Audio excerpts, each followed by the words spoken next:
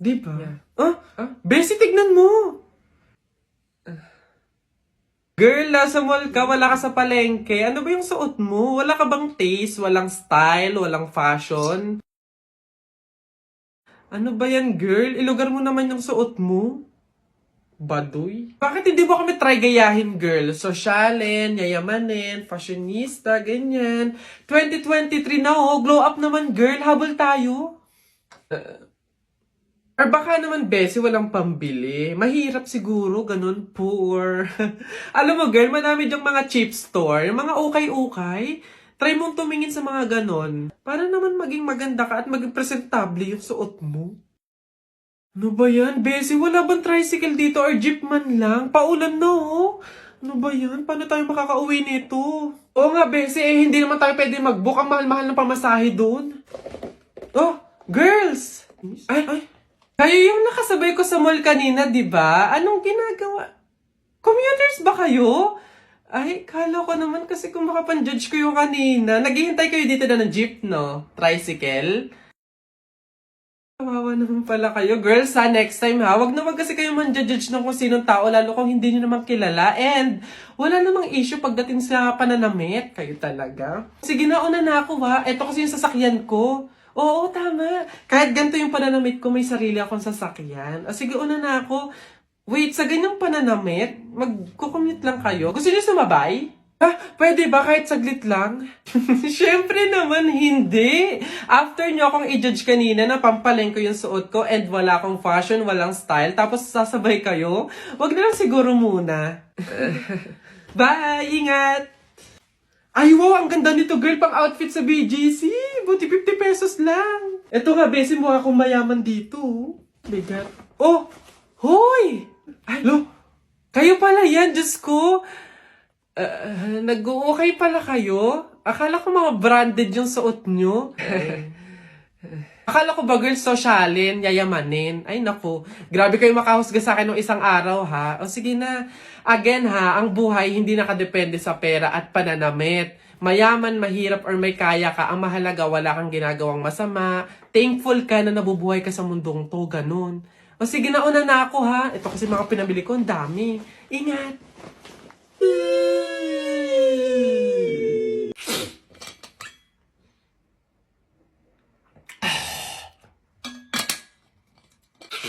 Natalie, pwede ba akong makiinom? Ano ba yan? Mukhang baho pa ng hininga nito. Hindi kasi pwede eh. Oh, anong hindi? Bakit naman? May gamot kasi ito eh. Oo, may gamot to. Nilagyan to ng gamot ni nanay kanina. Sa akin lang daw yun. Bawal yun sa'yo. Hindi kaya hindi pwede. Ganun ba? Okay lang yan. Kahit muriatic acid pa yan. Basta painom ako, nauuhaw na ako eh. Ano ba yun? Ang kulit naman nito.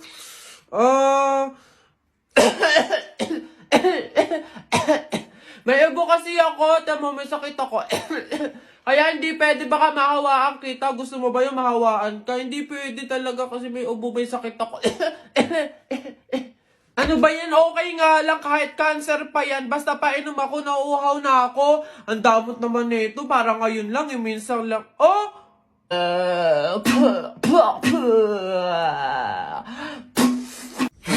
Hala si Kuya Kenkoy! Ay, hello, hi! Cute mo naman, picture tayo? Tara, picture tayo. Tara. Anak, smile, dali, smile! Smile! Ayan, tara.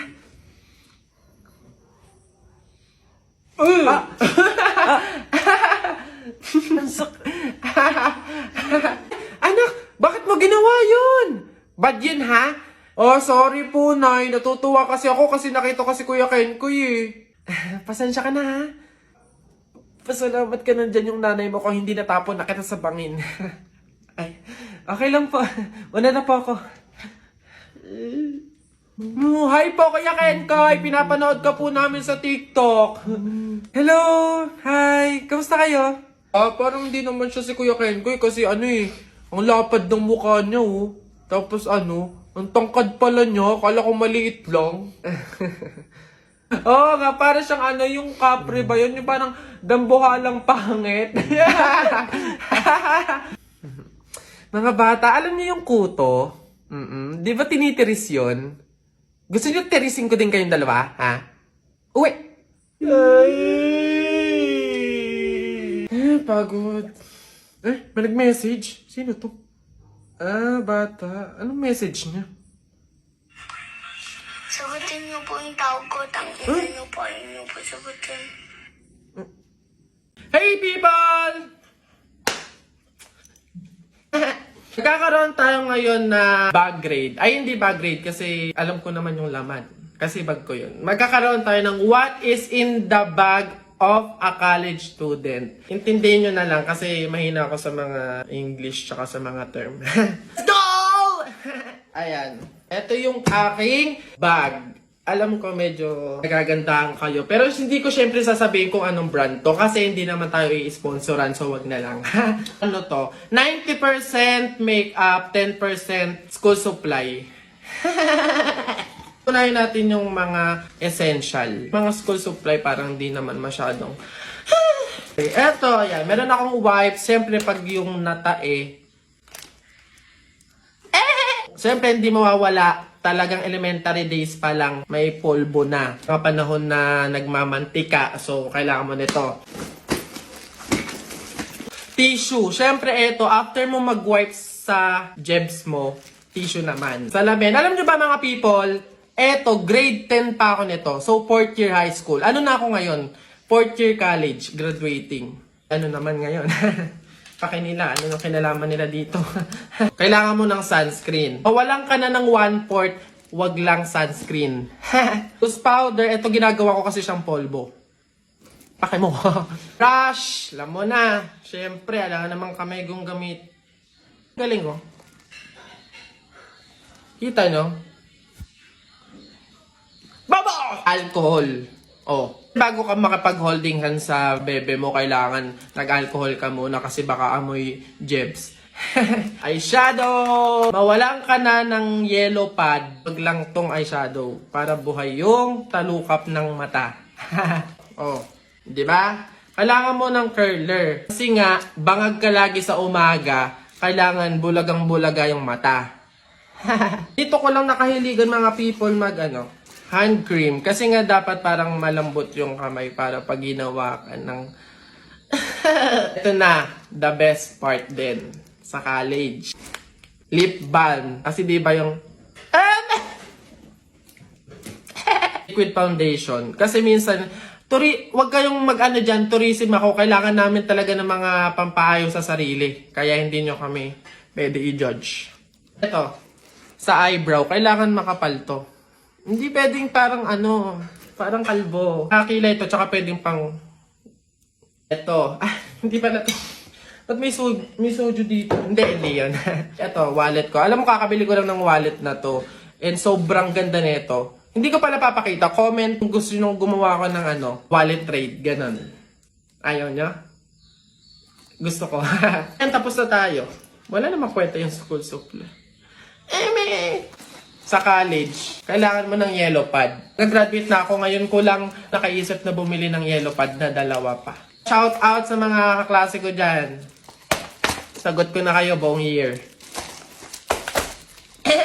Sa college, kailangan nyo ng Katleya. Huwag kayong magbida-bida ng isang buong notebook. Katleya na lang kasi hindi naman more on sulat sa college. Note lang yan. So, etong Katleya, manipis lang. So, ito na lang bilhin nyo. Nagbebenta nga pala ako ng Katleya, 15 pesos isang baka. Shoutout nga pala sa mga madadamot na magbigay ng lengthwise tsaka 1/4. Panis. Meron na ako. Ito, ginagamit to sa quiz. Ito, short quiz. Di naintindihan. Ballpen, syempre. Lagi ka na lang umaasa sa mga pulot-pulot sa room nyo. Kailangan bumili ka din ng sarili mo. Walay. Eto, correction tape para maitama natin yung mali.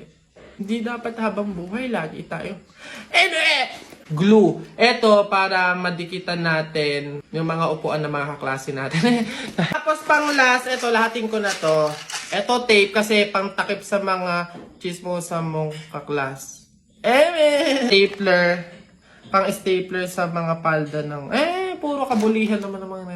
Sticky notes. Hindi ko talaga alam kung ano yung mga pinagbibili ko. Parang feeling aesthetic, ganun. Parang kala mo ikakaroon ng award, ng honor, or magiging cum laude, hindi naman. Bumili ako nito. Ito yung parang pin kapag ang dami ko ng activity ginawa. Kala mo naman gagawa talaga, hindi mo gagawa. Ito, pantusok sa mga mata ng... Charon! Basta mga pang-ipit lang yan. Tapos na. Nag-enjoy kayo? Hindi. Basta mag-comment kayo kung ano pang gusto nyo gawin kong video. Yun lang. Bye-bye.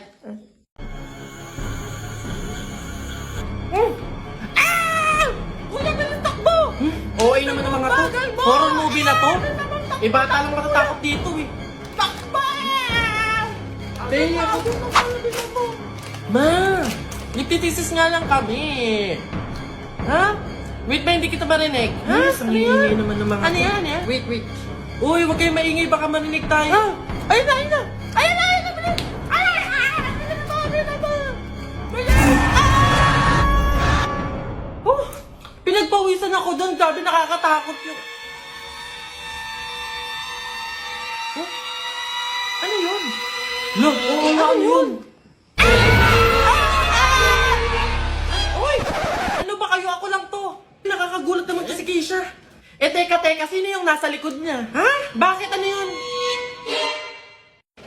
Lola lang pala ni Kenneth. Diyos ko naman. Hello po, Lola. Lola lang pala ni Kenneth eh. Lola? Matagal nang patay yung lola ko eh.